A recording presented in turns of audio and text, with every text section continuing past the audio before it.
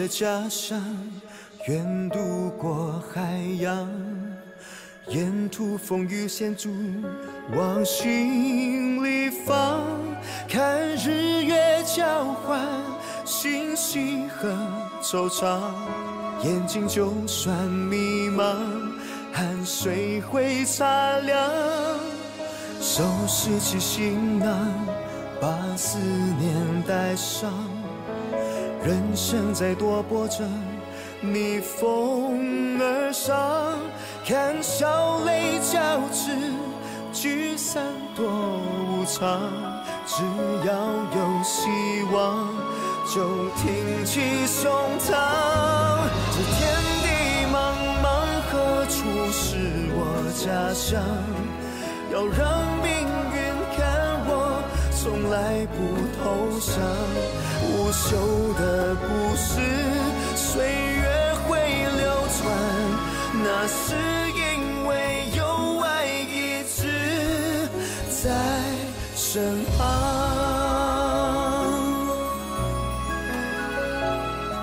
这里有希望，这就是家乡。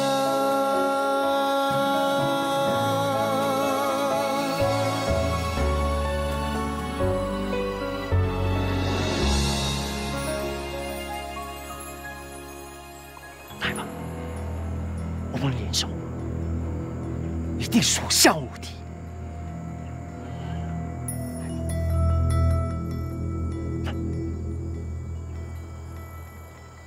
我不会跟你合作的。为什么？我要堂堂正正的赚钱。张天鹏，你别天真了！这世道不投机、不取巧、不害人、不耍手段、不阴险狡诈，是赚不到钱的。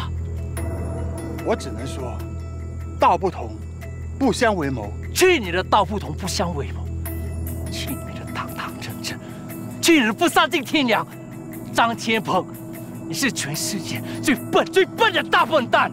我宁可做个笨蛋，也不出卖自己的良心。我走我的路。反正你会回去告诉矿主，我们找到了西苗。是，做人就要信守承诺。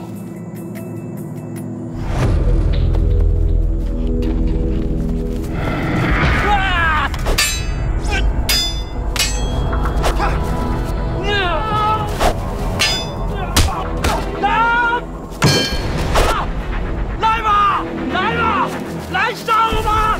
你不杀我就会死在我刀下！我看你要丧尽天良，还是要你的命！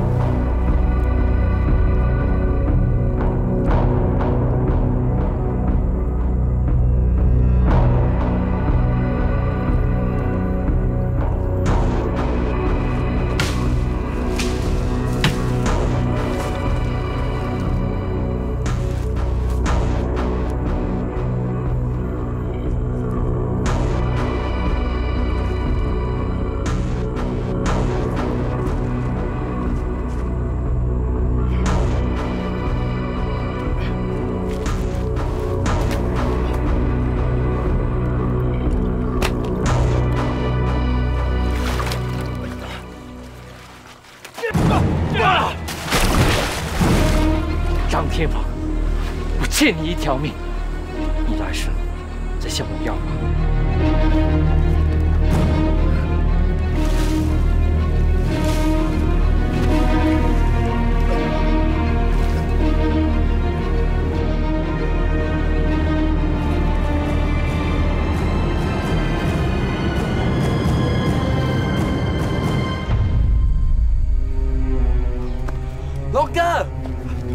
龙哥，你怎么样，龙哥？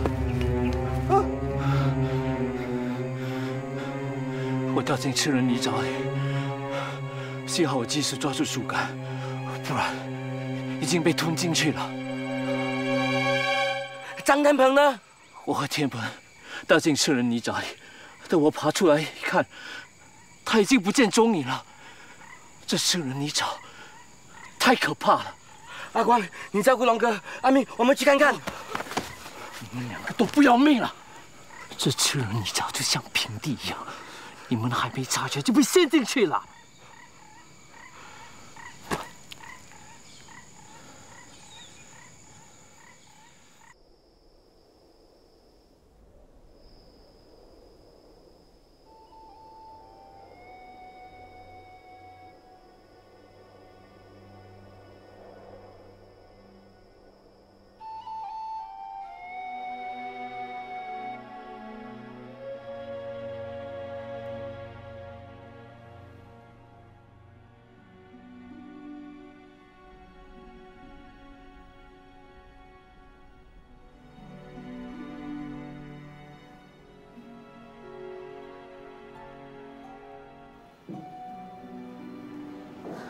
惠娘，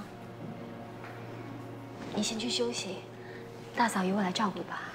不用了，我要陪娘娘。惠娘，这是阿婆的吩咐，你听阿婆的话吧。自从你阿叔的葬礼之后，你就日夜的守在你娘娘身边。我们都知道你担心娘娘，但是你再这样下去，一定会累垮的。小婶婶说的对，听话，回房间休息吧。不，我不要离开娘娘。惠娘，你已经撑不下去了。可以的。抱你回房。不要，哥，你听我说，你听我说，我不能走的，我不能离开娘娘的。如果我离开娘娘，她就会离开我们的。惠娘，娘娘绝不会离开我们的。她正在努力，她一定会醒来的。难道你要娘娘醒来时看到你这憔悴的样子吗？惠娘，不要再让娘娘痛心了。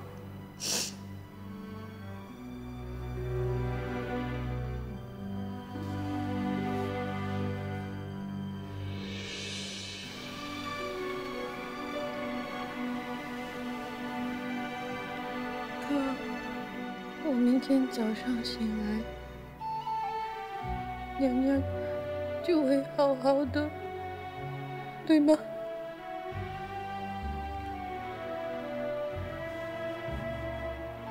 别想那么多，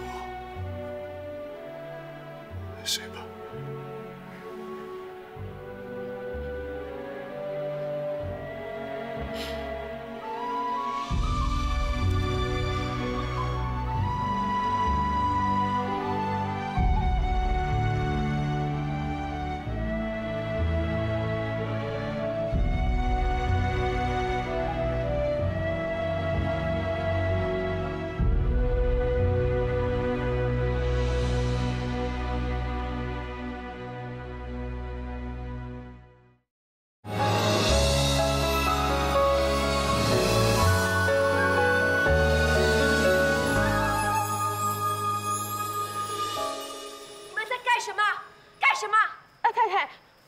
15月圆之夜，我们在拜月亮娘娘。今天既不是元宵，也不是中秋，你们拜什么月亮娘娘啊？是这样的，二太太，我们听太太提过，她是在月圆之夜出生的，是月亮的女儿。我们祈求月亮娘娘保佑太太。是啊，太太昏迷了那么久，都还没有醒过来，医生来了又去，却说什么也不能做，只能听天由命。我们真的很担心太太。太太好端端在房里睡觉，你们少在这里哭哭啼啼，给我触眉头。别以为口口声声太太就能护着你们，你们自以为什么东西啊？这个家是你们当家做主的吗？不是的，二太太。那为什么事先没先问过我？私下想干什么就干什么？你们眼里还有我这个主人吗？二太太，我们只是给月亮娘娘上个香罢了。谁知道你们是真上香呢，还是别有用意呀？嘿，金花嫂，你这句话什么意思啊？我的意思是啊，当下人要有下人的样子，就算拜月亮娘娘为太太祈福啊，也轮不到你们呐。师出无门，万一惹来了邪魔歪道，没帮上太太啊，反而是害了太太。你不要乱说话，小心死后下地狱被割舌头啊！你这个小马姐，你敢诅咒我，我先割掉你的舌头！喂，徐家，你不安好心啊哈！大家都关心太太，担心太太，只有你在这边幸灾乐祸。放肆！自己做错事还敢那么嚣张？二太太，是我们不好，是我们该死，请你别生气，我马上就收。彩姐，收了吧。不，云月当空，为太太祈福，这种心意让人感动。彩姐，让我也参加一份吧。原来我娘娘是月亮娘娘的女儿，怪不得她总让人感觉像月光一样，与耀眼却温暖的、默默的照亮着我们。给我香，让我跟你们一起向月亮娘娘祈求，娘娘早日康复。相信二婶也跟大家一样，希望娘娘早日康复，是吗？那当然。快给二婶香。是少爷。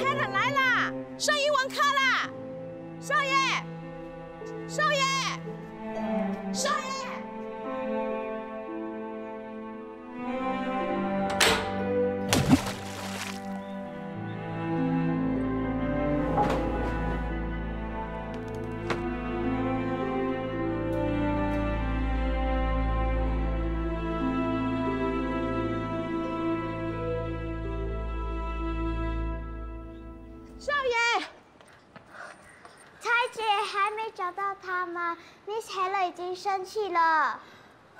我看他一定是躲到老太太的房里了。救命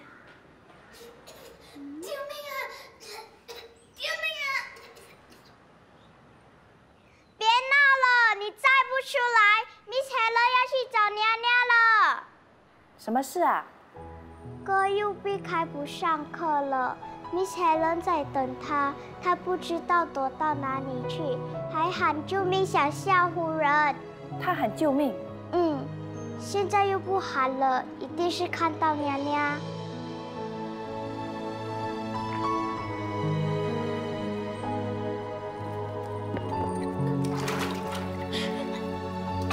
董文，救命啊！哥掉进水里了！救命啊！救命啊！救命啊！救命啊！救命啊！救命！救命！不要放手！救命啊！救命！救命！啊！董门，怎么会这样的？怎么会掉下去的？快快，董门！啊！你没事吧？快呀！快呀！啊！董门！阿祖，赶快下去救少爷！不行啊，我不会游水啊！放我下去，太太，小心点啊！太太小心啊！太太，放我下去！太太，小心啊！小心小心！东伟，别怕，来，等我拐，抓住这个绳子，抓着，不要放手啊！来，抓紧了，二婶他们会把你拉上去的。娘娘，我怕。东伟，你是男子汉，男子汉不会被吓倒的。你很勇敢的，对吗？拉紧，快拉！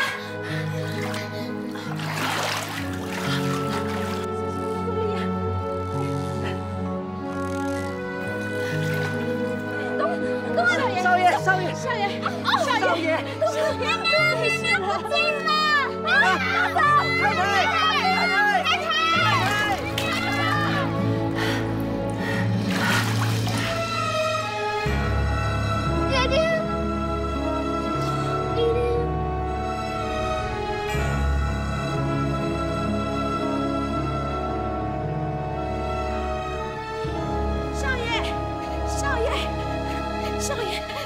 太太！ 太太她，奶奶，奶奶！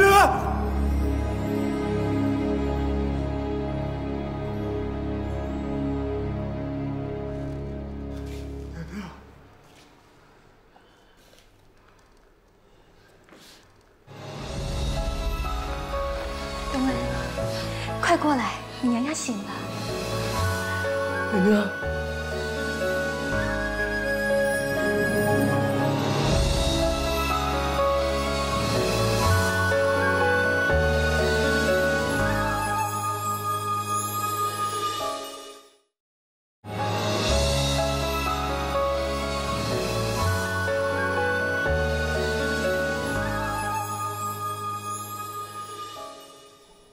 珠，谢谢你了。听彩姐说，是你发现我不对，及时请来大夫，才保住我这条命。您千万别那么说，是你平时积的福，老天爷疼惜你。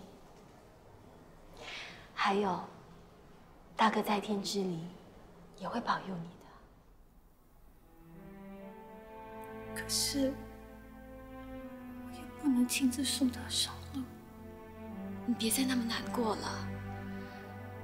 现在最重要的是把身子养好，这样大哥在天之灵才能安息啊。我得振作起来。光明走得太早，很多事都没好好交代。东恩也不能担重任。 不能倒下，大嫂，这个家真的很需要你，你一定要振作起来。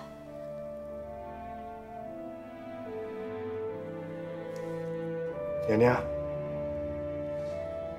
哎呀，你放心，惠娘没事，我要让她一醒来就看到娘娘。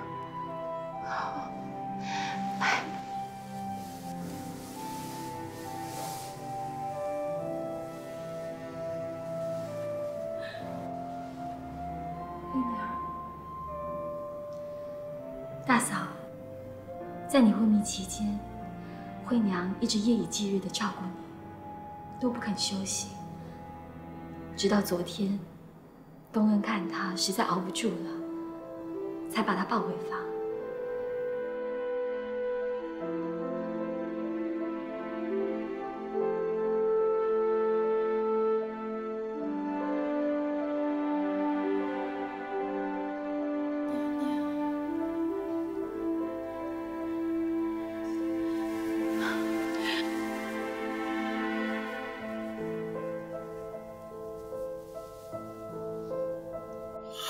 起来呀！喂，快起来呀！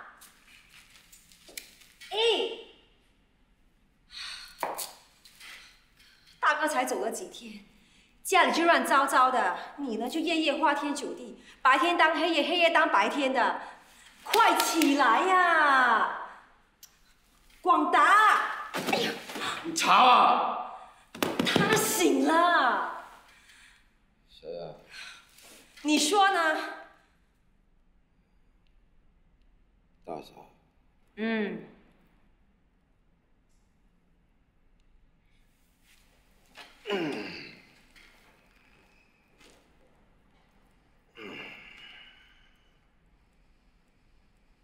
这怎么可能呢？他不是病得快死了吗？啊？会不不会是回光返照？一点都不像。我刚从他那儿回来，他脸色好了很多。你娶的好小老婆啊，丢下你，彻夜的守在他身边，照顾的无微不至。你巴不得他快点死，他还巴不得他活得比你还长久呢。他只会拍那黄真娘的马屁，那吃里扒外的狗东西。你少在我面前做戏了。他要不是有你护着，敢那么明目张胆吗？你看我怎么对付他？好啊，我就两只眼睛睁大大，等着看你怎么教训他。哎，老太太一早知道他醒过来，就马上赶过去了。你快去做这个样子啊！你急什么？他难道是皇太后不成啊？等我睡饱，再去看他还不迟。你就少睡片刻会死吗？你又不是不知道那女人的厉害。厉害又怎样？大哥现在死了，当家做主的是我，一个妇道人家，敢跟我争？说的好像真的一样。当家做主，别人不了解你，我可了解你了。你除了吃喝嫖赌最厉害之外，有哪一点比那个女人强的？还在这里给我摆威风。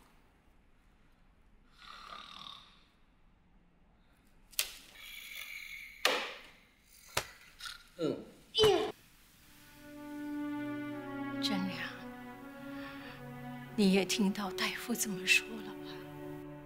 你这是伤心过度，心力交瘁。我这个老太婆都挺过来，你还年轻，更要给我好好的活着。我不准你再伤心，凡事都要想开点。妈妈，我知道，我什么都听你的，你也一样要想开。好，我身边有好媳妇、好孙女，还有好孙儿，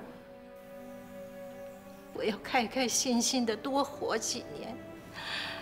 可是，你得陪着我。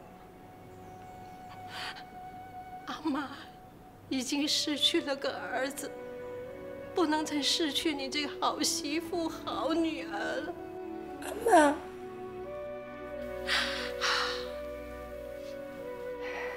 你看，搞到大家都跟你一起擦眼泪了。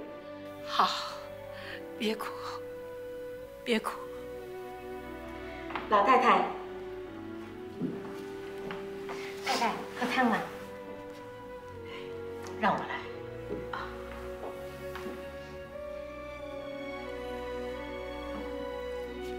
喝点参汤，慢慢的把气补回来啊。我自己来，别动，坐着。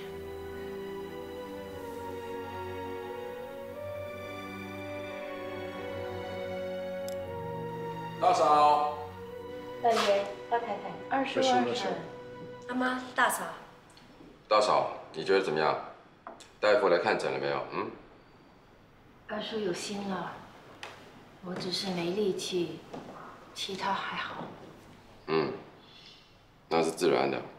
你躺了那么久，粒米未进，当然虚弱。二叔，医生来看过了，他说娘娘一切无碍，不过得多休息几天，让体力恢复。大嫂，你应该放心休养，生意由我来看着，你就不必挂虑了。二叔，你大哥走了，我又一病不起，这些日子辛苦你了。大嫂说的是，这段日子我从早到晚忙进忙出，真是累坏了。你喊什么累啊？张家现在全靠你了，就算累垮了，你也没什么好怨的。我现在扛的是一肩膀的重任，自然一刻都不敢松懈，务必要把张家的生意越做越兴旺。你别嘴里说一套，做的又是另一套。张家有今天，不容易。祖先创业，子孙守业，创业难，守业更难。阿妈，广达不会让你失望的。真是这样就好。你们别以为我整天关在屋子里，外面的事我什么都不知道。我该知道的，一件都瞒不了我。阿叔，你大哥在世时，经常带着东恩，让他学习做生意之道。今后就要拜托你，多多教他。东恩，你阿叔一直都对你很有信心，我也一样。你聪明，一点就通，最难得的，你有一颗赤子之心。你阿叔取之社会，用之社会的遗愿，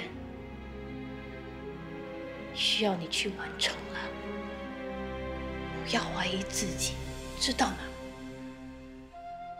是娘娘。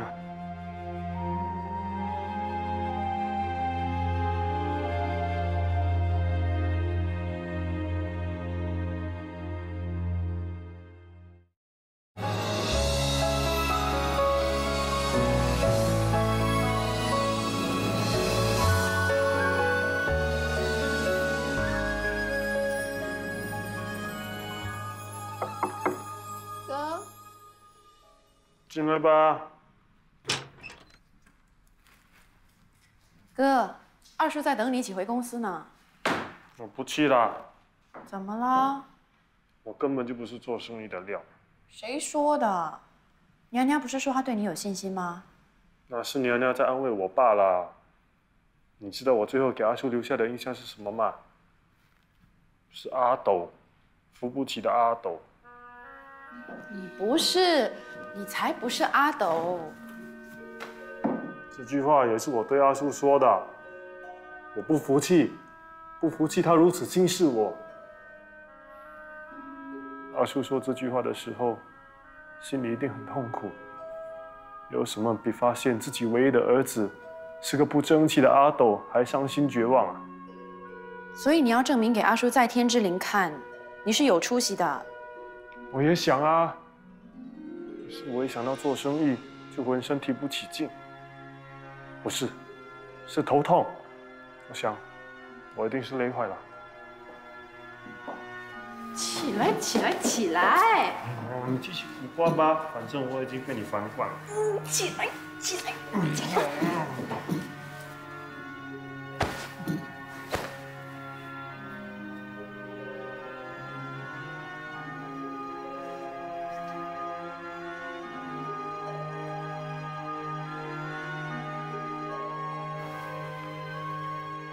王医生，我哥说他头痛得很厉害，你给他打一支止痛针吧。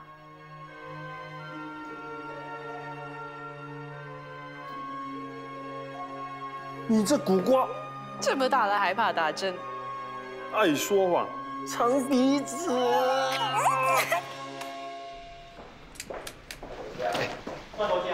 头家早，小头家早。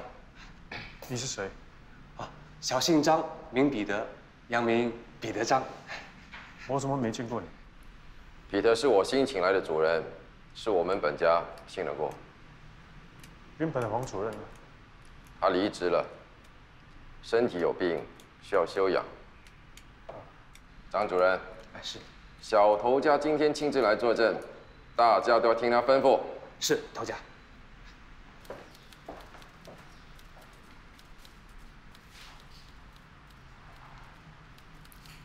这是你阿叔房间，你就坐这里吧。有什么事吩咐下去就行了。嗯。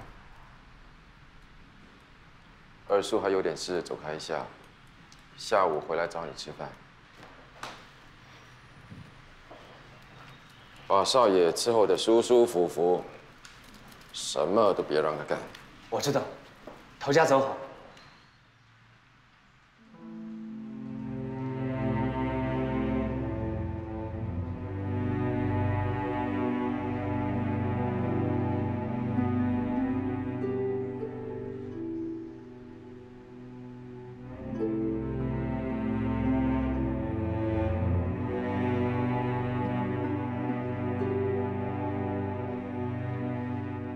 我写的。我什么时候写的？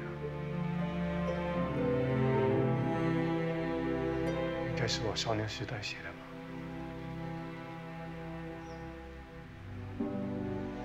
连我都忘记了，白书竟然还保留着。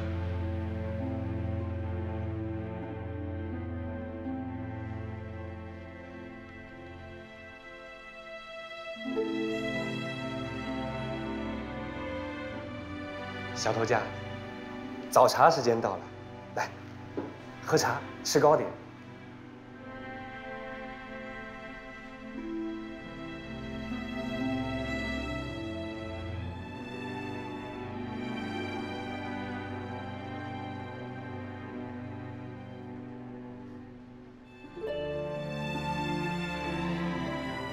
阿叔这些年来，增医施药，又帮口力戒鸦片。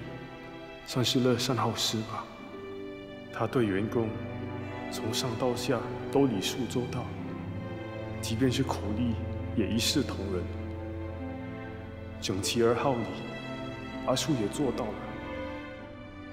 可是那又怎样？还不是英年早逝？罢了，什么乐善好施，什么整齐好礼，人生苦短。 何必给自己那么多压力呢？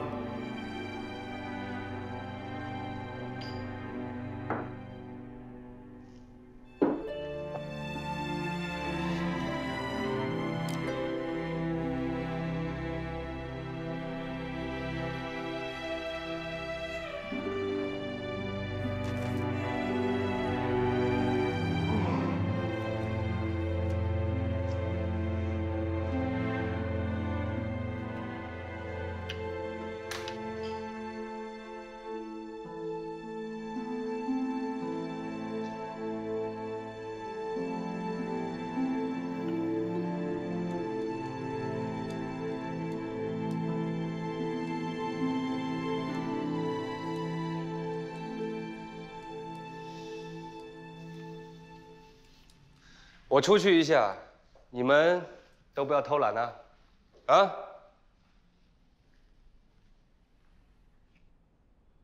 还有脸叫我们不要偷懒，最会偷懒的就是他。头家一死，全都变了样。那个查理章虎视眈眈，存心要吞了我们。查理章不是什么好东西。查理章？谁？刚才是谁在说查理章？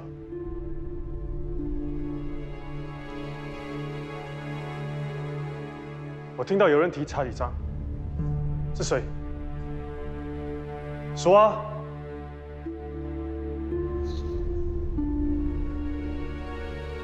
你刚才说查理章怎么了？我要你一五一十、一字不漏的再说一遍。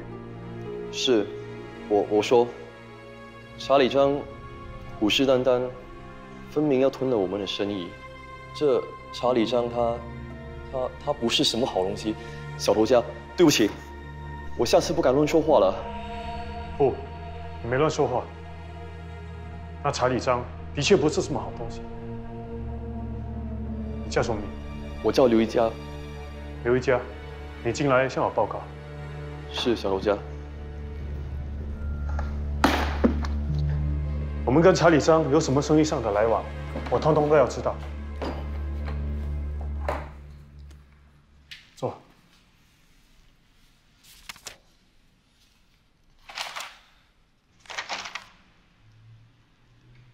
岂有此理！我听我阿叔说，当初在我娘娘的帮助下，几经辛苦才取得这些洋货的代理权，现在却拱手交给那查理章。当初的努力岂不是化为流水？正是如此。乍看之下是对我们有利。 但是控制权一落到查理章手里，将来他会怎么做，就不得而知了。不错，既然你深知其中弊害，为什么不提醒我二叔，阻止他？小头家，黄主任就是因为提出反对，被逼离职的。他是被逼离职的？恐怕下一个就轮到我了。哎，我干嘛那么多嘴啊？刘一家，我向你保证，你不但不会被逼走，相反的还会得到重用。你不相信？不，我信，因为你是老头家的儿子。小头家，我是不是说错了什么？不，你说的对，你继续工作吧。是，小头家。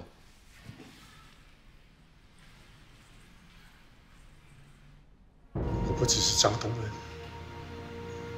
我还是张广平的儿子，大头家的儿子。我成功，就是我阿叔的成功；我失败，就是我阿叔的失败。阿叔虽然走了，可是我跟他，却还是有着亲密的相连。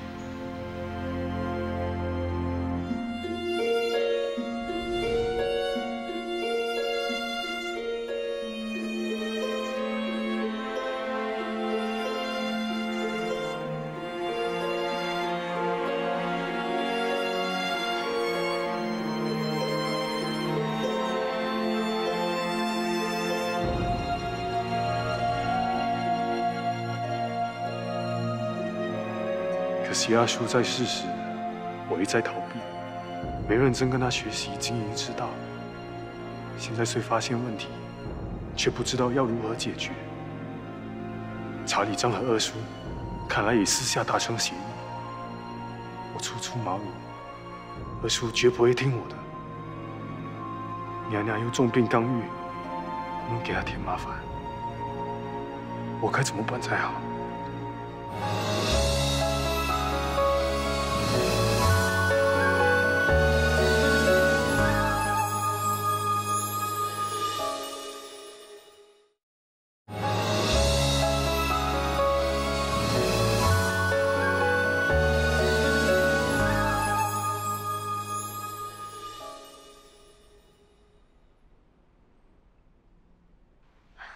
查理，怠慢了，怠慢了。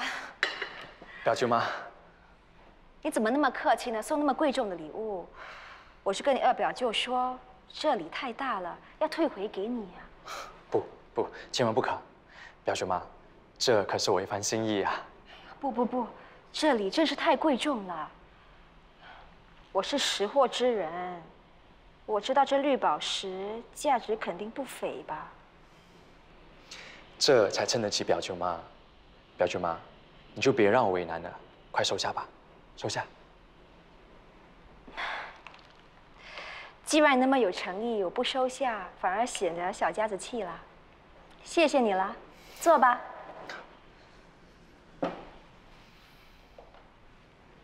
心急啦？媒婆上去了这么久，不知道是不是老太太不答应。怎么会呢？瞧你急的！我现在就上去看看。那还请表舅妈帮我美言几句。那还用说？我帮你把我们的惠娘娶回家去。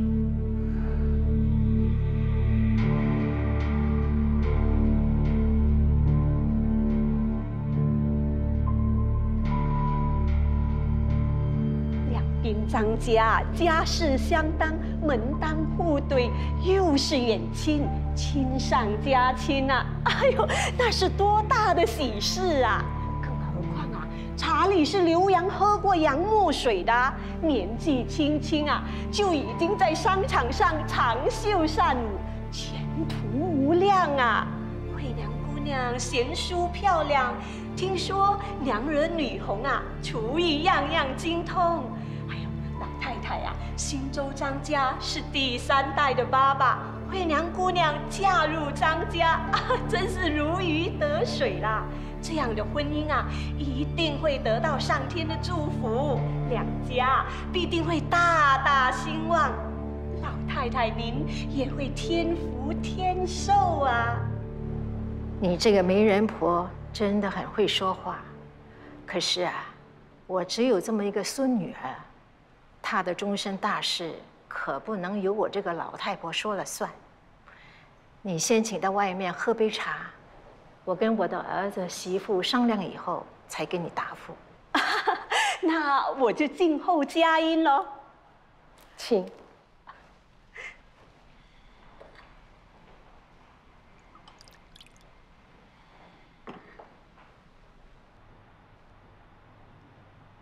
明珠啊，你过去你大嫂那里看看，要是她精神还好，请她来一下，就说新州张家来提亲了。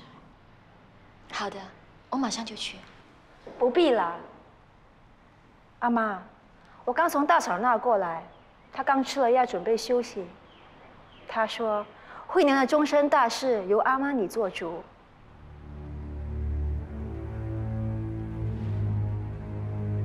不就是嘛？阿妈是一家之主，在屋里上上下下，谁不听阿妈的？阿妈，查理可有心啊！大哥的丧事能办得那么风光，他尽了不少力。大嫂卧病在床，他也不时登门探访，关怀备至的。这次为表诚意，他还跟媒婆亲自上门提亲，这样的孩子上哪儿找啊？可惜我没女儿。要不然，早就把八字给他了。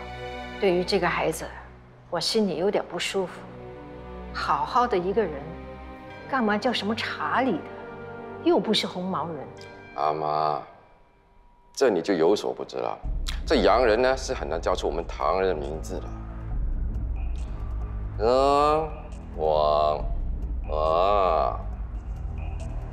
这查理在英国读书，交往都是英国人。取个洋名字嘛，但是无可厚非的。重点，人品好，家世最重要。名字管他是查理还是理查，叫几次就习惯了。这关系到惠娘的一生幸福，总得她娘娘同意才行啊。阿妈说的是，不如我们还是等大嫂商量吧。商量什么？大嫂不是说过？一切由阿妈做主吗？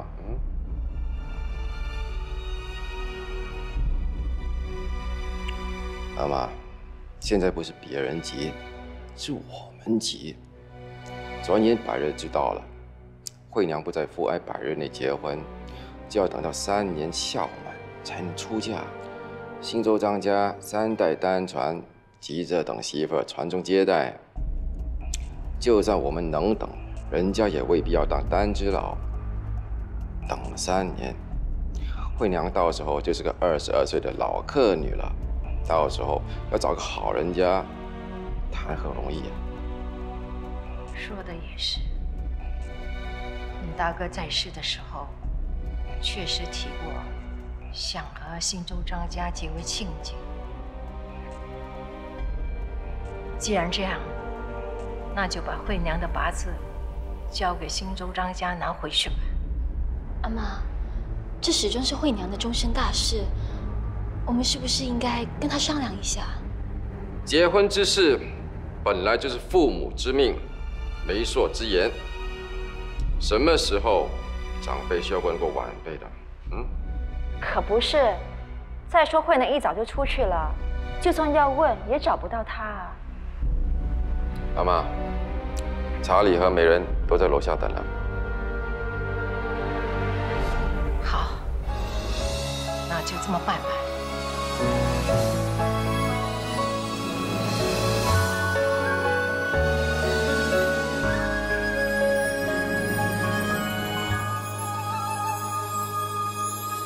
惜别了家乡，远渡过海洋，人生在多波折。逆风而上，看笑泪交织，聚散多无常。只要有希望，就挺起胸膛。这天地茫茫，何处是我家乡？要让命运看我从来不投降，情积满身残。挡不住渴望，一旦认定了，绝不会走亡。这天地茫茫，何处是我家乡？相信总有一天开无伞。